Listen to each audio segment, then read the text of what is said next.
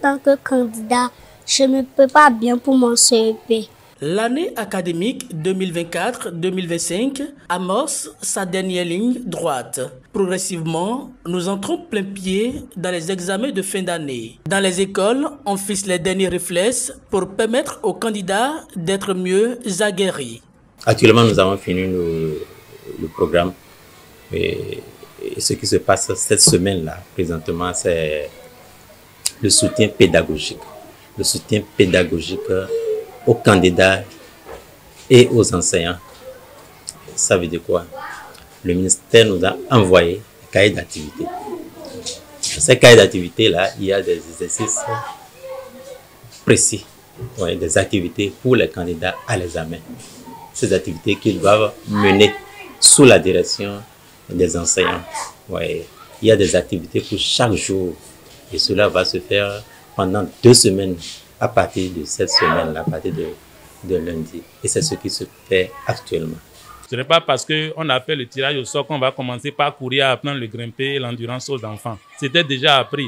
Seulement qu'on va faire un retour sur les acquis, leur rappeler les techniques de grimper et de vitesse, le mode opératoire, c'est tout.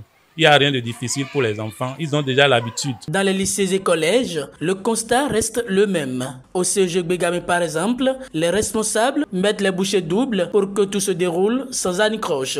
Nous avons exécuté ou fait exécuter les programmes comme il le faut.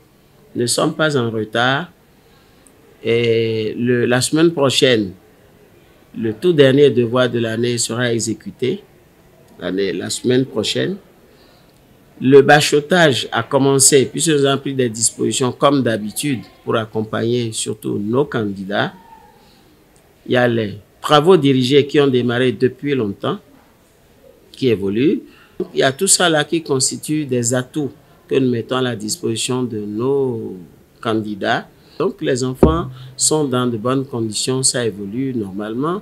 Nous ne craignons rien, n'attendons que de bons résultats. Comme le disait l'autre, l'éducation est la plus grande richesse qu'un parent peut léguer à son enfant. C'est par elle que l'avenir du monde est assuré. Les responsables en appellent donc à une prise de conscience collective des parents et apprenants face aux enjeux. Quand on parle d'un examen, l'enfant a peur, il est stressé. Donc on va demander aux parents de mieux les assister, de mieux les écouter, d'être à leur côté, d'accord, sur tous les plans organisationnels, et le plan sanitaire aussi.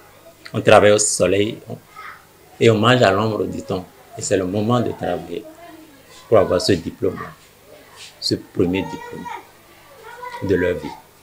On n'a pas besoin de courir partout parce que finalement, ils ne retiennent plus grand-chose.